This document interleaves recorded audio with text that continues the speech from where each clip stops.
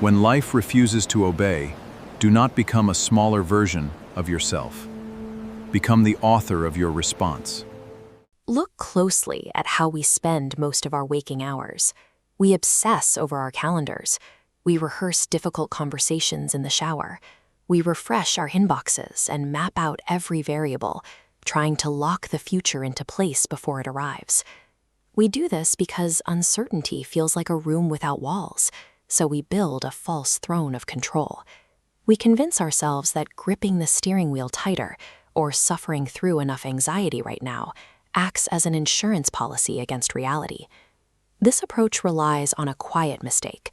We treat life like furniture. We assume that if we arrange the pieces perfectly, our career over here, our health in the corner, our finances by the window, the room will stay still. In reality, life operates like weather. It has seasons and patterns, but it lacks obedience. Then the weather shifts. An opportunity falls through. A health screening comes back with a warning. A simple message takes a harsh tone.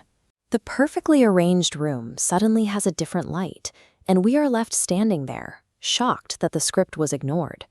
In that exact moment, we usually open an internal courtroom. Instead of dealing with the facts on the ground, we force reality to defend itself, wasting precious energy repeating that this shouldn't be happening.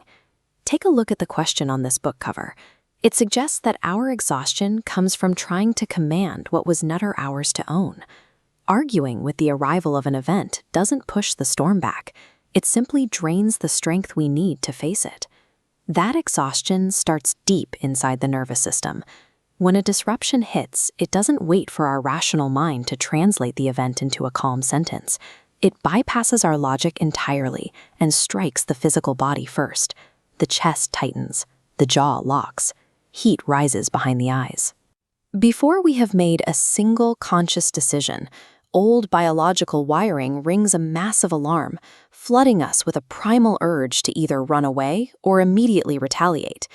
These physical sensations are active biological signals. However, letting that raw, unprocessed feeling drive the car ensures that a passing wave will dictate the next year of our lives. Between the spark of that biological alarm and the fire of a permanent mistake, there is a very small gap. Author Faramarz Kowsari calls this the 90-second door. This protocol involves allowing a wave of emotion to physically pass through the nervous system without feeding it a narrative. You let the chemicals move without giving them a story to live in. Opening that door requires active physical mechanics. It means stepping away from the screen, unclamping your jaw, pushing your feet flat onto the ground, and breathing out longer than you breathe in.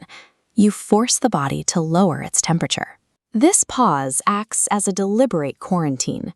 By stepping back for 90 seconds, you stop a volatile, reactive impulse from gaining citizenship inside you before the adult in the room can step forward. Once the biological alarm clears, you shift from automatic reactions to a structured toolkit. You begin applying specific response protocols for your planning, your communication, and your inner boundaries. You start by evaluating your plan.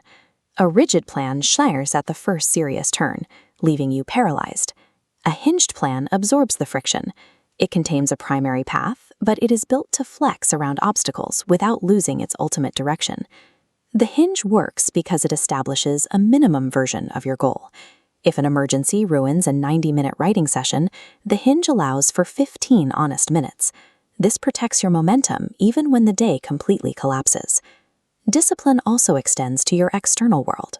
When communicating after a disruption, you use language that does not add fire. Instead of trying to win the minute by weaponizing your own pain, you structure your words to protect your dignity. A practical tool for this is the 3-line boundary.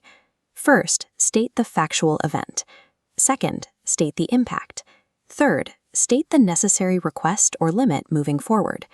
This keeps the spine of the conversation straight without attacking the other person's character.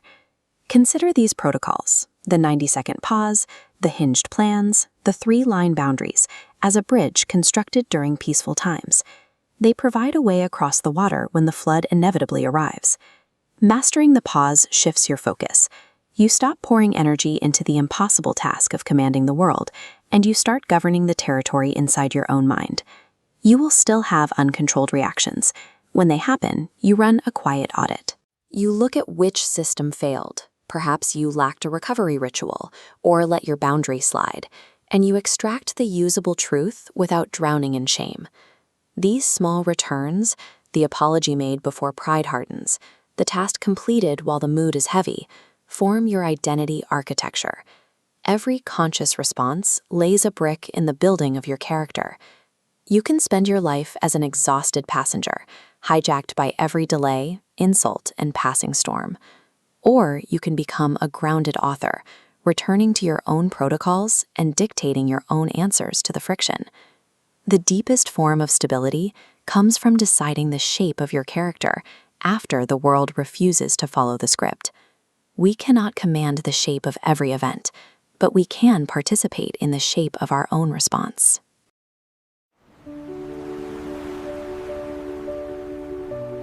To get this book, you can visit Google Books. Just search for Faramarz Kowsari.